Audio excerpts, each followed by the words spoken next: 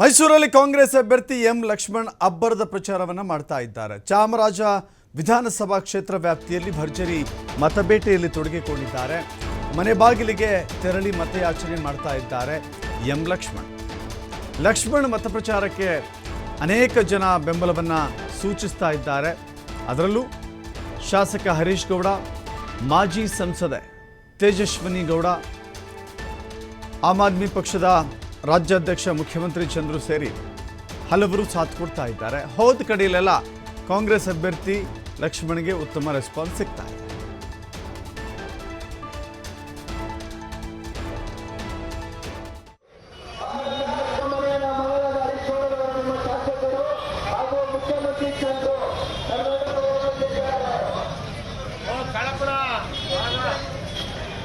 ನೀನೇ ಜವಾಬ್ದಾರಿ ತಗೋಬೇಕು.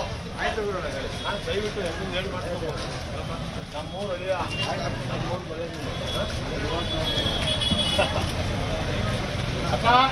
ಒಬ್ಬ ಸಾಮಾನ್ಯ ಕಾರ್ಯಕರ್ತನಿಗೆ ತೆಗೆದುಕೊಟ್ಟಿದೆ.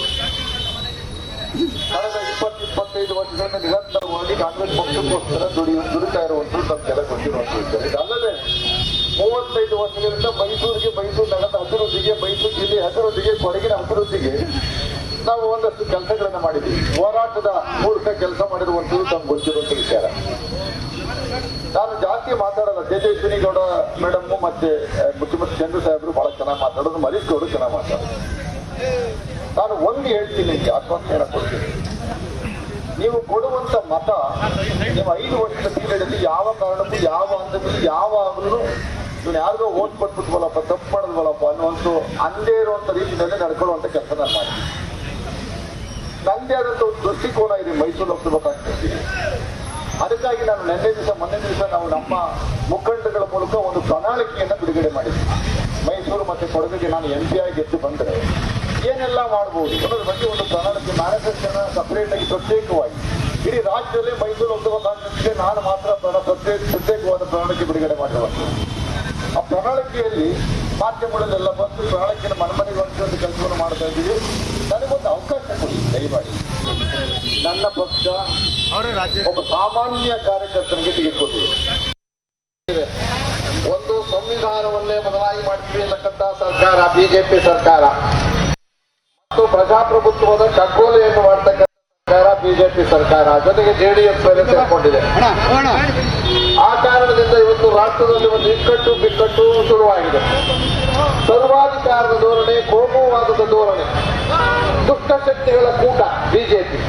ಈಗ ಅದನ್ನು ಸಂಹಾರ ಮಾಡದೇ ಇದ್ರೆ ಮುಂದೆ ಚುನಾವಣೆಗಳೇ ನಡೆಯುವುದಿಲ್ಲ.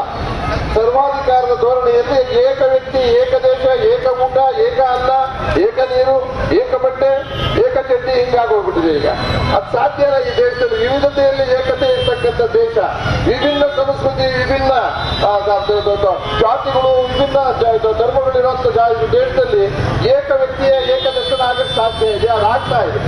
ಯಾರೋ ಮೋದಿಯವರ ಕಡೆಯಿಂದ ಅದಾಗ್ತಾ ಇದೆ. ಅದಕ್ಕೆ ನಾನು ಹೇಳೋದಂತ, ಇವತ್ತು ನಾವು ಬೇಕಾಗಿರೋದು ಬಹಳ ಸಂಘಟಿತರಾಗಿ ನಾವು ಅಷ್ಟು ಜನ ಆಮ್ ಆದ್ಮಿ ಪಾರ್ಟಿ, ಕೇಜ್ರಿವಾಲ್ ಪಕ್ಷ ಸಂಪೂರ್ಣ ಕಾಂಗ್ರೆಸ್ಗೆ ರಾಷ್ಟ್ರಾದ್ಯಂತ ಬೆಂಬಲವನ್ನು ಸೂಚಿಸಿ ನಾವೆಲ್ಲ ಬಂದಿದ್ದೀವಿ ಇವತ್ತಿನ ದಿವಸ ನಿಮ್ಮ ಬೆಂಬಲಕ್ಕೆ.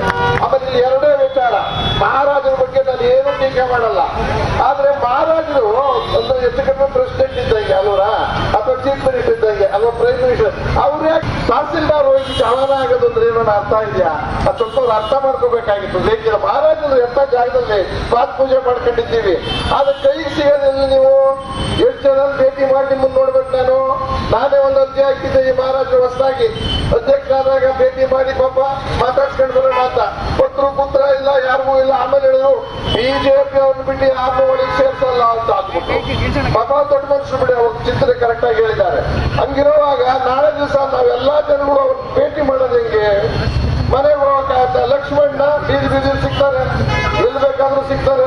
ಕೊಳಪಟ್ಟು ಹಿಡ್ಕೊಂಡು ಕೇಳ್ಬೋದು, ಪಾಪ ನಮ್ಮ ಊರಿನ ಕೆಲಸ ಹಿಂಗಿದೆ, ನಮ್ಮ ನಗರದ ಕೆಲಸ ಹಿಂಗಿದೆ, ಮಾಡ್ಕೊಡಪ್ಪ ಅಂತ. ಆಮೇಲೆ ಲಕ್ಷ್ಮಣ್ ಅವರು ಜನಪ್ರಿಯ ವ್ಯಕ್ತಿಗಳು ಇಲ್ಲಿ ಕೂಡ.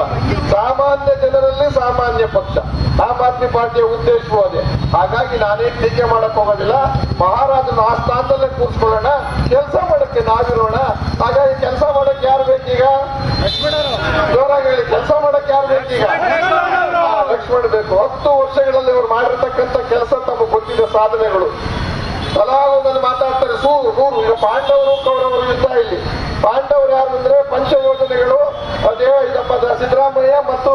DK ಶಿವಕುಮಾರ್ ಜೋಡೆತ್ತು ಸರ್ವ ಜನಾಂಗದ ಶಾಂತಿಯ ತೋಟ ಮಾಡಕ್ಕೆ ಒಂದು ವಿನಾಶಕ್ಕೆ ಕಾರಣ, ಇನ್ನೊಂದು ವಿನಾಶ ಕಾಲದಲ್ಲಿ ವಿಪರೀತ ಬುದ್ಧಿ ಇರ್ತಾರಲ್ಲ ಹಂಗಾಗಿದೆ. ಸಜ್ಜನ ಸೌಜನ್ಯ ಸಾಕಷ್ಟು ನೋಡಿದ್ದೀರಾ, ಸಾಕಷ್ಟು ನೊಂದಿದ್ದಾರೆ, ಆದರೂ ಕೂಡ ಸಾರ್ವಜನಿಕರ ಕ್ಷೇತ್ರದಲ್ಲಿದ್ದಾರೆ. ಇವತ್ತು ನಾನು ಇವತ್ತಿನಿಂದ ನಿಮ್ಮ ಮೈಲಾರಿ ಹೋಟ್ಲಲ್ಲಿ ಹೋಗಿ ಚಕ್ಕಮಡ್ಲು ಹಾಕೊಂಡು ತಿಂಡಿ ತಿಂದ್ಬಿಡ್ತೀನಿ, ಮಹಾರಾಜರು ಹೋಗಿ ತಿಂತಾರ? ಹಾಗಲ್ಲ, ಗೌರವದ ಪ್ರಶ್ನೆ. ಅವ್ರು ಯಾರಾದ್ರೂ ಕಟ್ಕೊಂಡು ಕೊಡೋದು, ಇವತ್ತು ತಗೊಂಡು ಕೊಟ್ಟರೆ ನಾಳೆನೇ ತಿನ್ನಕ್ಕಾಗದ ಅವ್ರಿಗೆ. ಅಂತ ಪರಿಸ್ಥಿತಿ ನಾವು ಯಾಕೆ? ದೊಡ್ಡ ಮನುಷ್ಯರಾಗೇ ಇರ್ಬೇಕಪ್ಪ, ಒಳ್ಳೆಯವರು, ಅವ್ರೇನು ಕೆಟ್ಟವರಲ್ಲ.